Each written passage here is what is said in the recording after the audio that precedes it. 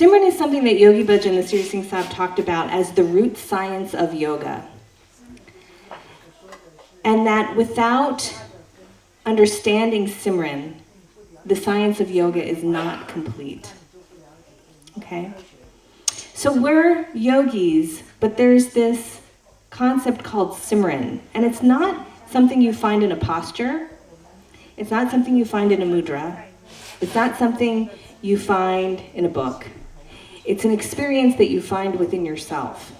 And without understanding Simran, your yogic discipline, your yogic practice is incomplete.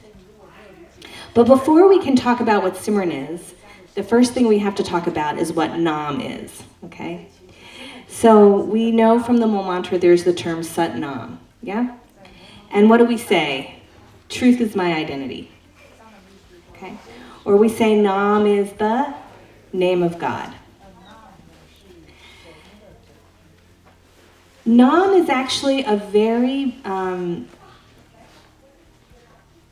subtle experience that lives inside of you.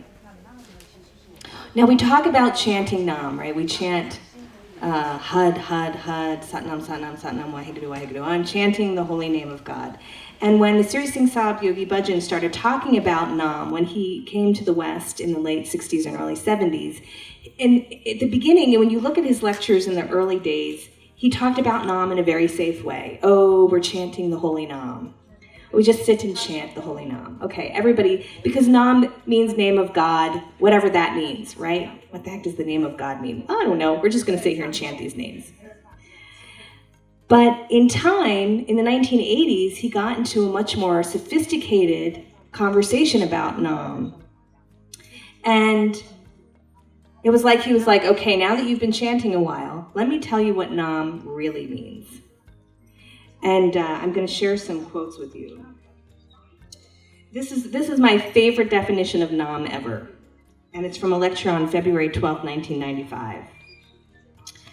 Nobody understands that it is our primary essential duty to recognize Naam. Naam is my identity given to me by my God, complete and clear. Okay, you want to repeat that? Naam is my identity given to me by my God, complete and clear. This is all a Sikh has to learn. That's all any of us have to learn. That organically, God made you to learn. You need to learn to be you. Not by process, not by group therapy, not by guidance. Learn to be you by reverence, by grace, by selflessness, and by self-esteem. There are a lot of people who want companions. It's not a bad idea. You should have a companion. Is your soul your companion? You are looking for a soulmate. Are you looking for your soul? Are you looking for yourself? Are you identifying with your own identity? One of the traps that we get into on a spiritual path is that we say, I'm a yogi, or I'm a Sikh, or I'm a Buddhist, or I'm a Christian. And we have this idea in our mind of what that means. And we keep trying to remake ourselves in the image of the saint, or the Buddha, or the yogi, or the Sikh, or the Khalsa. And in trying to become this thing that we imagine we should be, we actually never become ourselves. And that's kind of the double-edged sword of the spiritual path. The spiritual path is there for you to find you, the you within you, the essence of you. But we get lost in the idea of something. And then we start to deny our truth in the name of that idea. And then you end up with duality and spiritual ego and all kinds of things. So Naam is that each one of you was born, and the light of the divine is the base of your existence. Do you understand?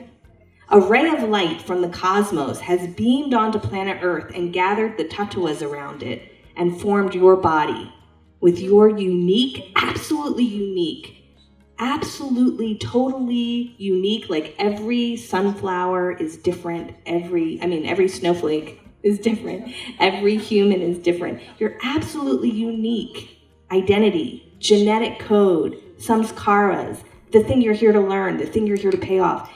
And the purpose of life is to live sovereign. You don't subject your identity to anything except your own experience, your own wisdom, your own guidance, your own guru, your own relationship with the guru. And so if you die having been a good Sikh or a good Buddhist or a good Christian or a good yogi, but you don't actually ever experience yourself, it's like, I missed it. I missed the point that I came. All these paths, all these teachers, all the sages, all the wisdom was so that you could be you. And yes, this is a discipline to become myself. If the discipline takes me away from myself, there's a problem. If the discipline is for me to find myself, that's the answer. And so Naam, in the essence, the mystical essence of Naam, is it's not some God guy out there and I'm calling his name or her name. The essence of Naam is that when I chant these sacred sounds, I find within myself my own origin, which is an absolutely unique ray of the divine light. And I have to live in my own light, in my own truth, in my own self. Okay. Another thing that the Sri Singh Sab Yogi Bhajan talked about when it came to Naam, and I love this, this is very beautiful, it also helps us anchor this in a practical way. There's one man who gave Naam to the whole world. Everything else is a mantra. Naam is only one. Naam has three conditions: Purkha, Prakirti, Prakash. The being, the ultimate being, the creative being, and the light of the being. If that mixed together in three words, it's called Naam. And Naam is Ong Kaar. If somebody has to simro Naam, then at least they should be wise enough to understand what they are talking. What does that mean? Yes. What was that first word? Purkha. Purkha. Purkha is the divine masculine, and it's about stability and presence.